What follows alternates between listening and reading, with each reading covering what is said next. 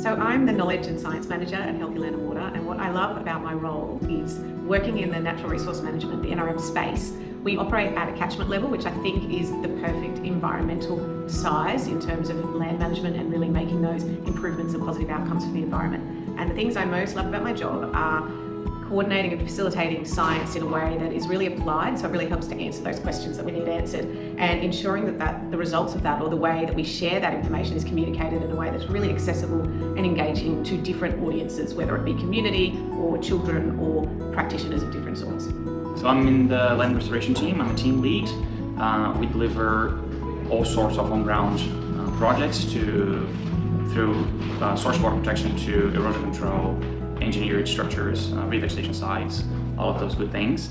I think the thing that I enjoy about it most is it's how easily and fast we can see changes on ground and how much we can affect not only the environment but also people's lives. So I am a part of the bioecology and preparedness team, and what I enjoy about the team and the work is just engaging with so many different people and so many different backgrounds and just continually learning every day.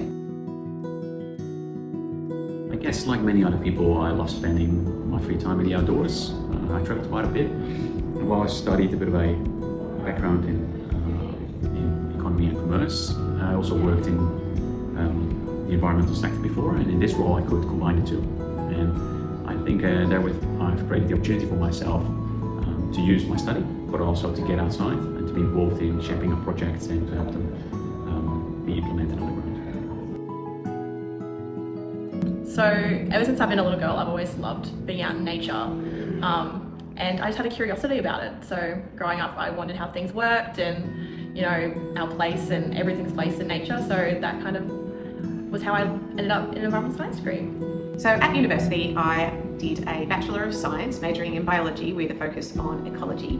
I'd always really been interested in science, nature, and the way the world works, in particular interactions between plants and animals, for instance pollination, and the role of fire in ecosystems in Australia, so how it is that Australian plants and animals can survive and thrive in fire-prone environments.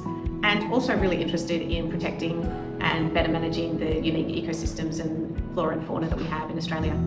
It was my mom, actually. She always worked for back home, back in Brazil, she always worked for the Federal Environmental Agency. And I grew up seeing her do that amazing work. And she was obviously a very huge influence in my decision on that level. Started my career studying geography and then transitioned to environmental sciences, which is where I ended up graduating at. I was very happy I made that move as well. I would tell them to just always ask questions. There's always going to be someone who knows more than you, and honestly in this field that's an amazing thing.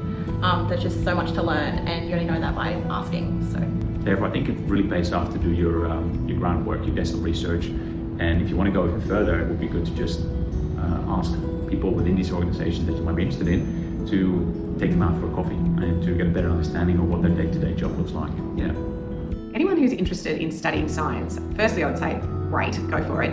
And the next thing I would say was to think about the sort of discipline, what area of science you're interested in, and have a look around. If you're at high school, are there any programs you can get involved with that enable you to become a little bit better connected? And if you're able to, go to a university open day, attend the lectures for the different disciplines of science, because there's always so much more than you think there is in terms of opportunities for learning and job opportunities. And once you're at university, a lot of universities offer these extracurricular programs that you can get involved with that really help connect you with people, which really increases your opportunities for jobs and just makes you a better scientist and a better communicator. Definitely get on-ground field experience as much as you can, as soon as you can. That will help in your career very much as you graduate and particularly at the early years of your career. that platypuses actually don't have a stomach. They have a gullet that connects straight to their intestines.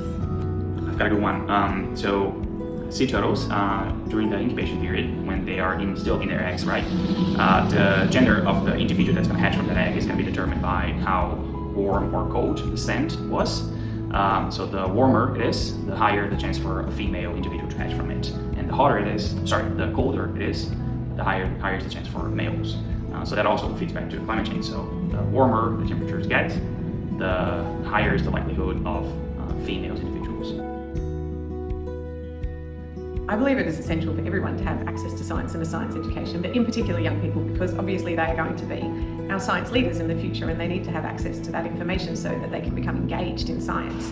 I'm really passionate about science education and communication, so much so that I wrote a book called A Light, A Story of Fire and Nature with CSIRO Publishing, which is all about the role of fire in the Australian landscape, because I found working in the fire sector for over a decade that we really didn't communicate to children very well the role of fire in the Australian environment. It was often portrayed in the disaster sense, which is relevant, but that's not the only role that fire plays. It is an essential ecological disruptor in our ecosystems. And it's so wonderful going into schools and speaking to children about this. They just love to learn about the role of science and the role of fire in our ecosystems in Australia.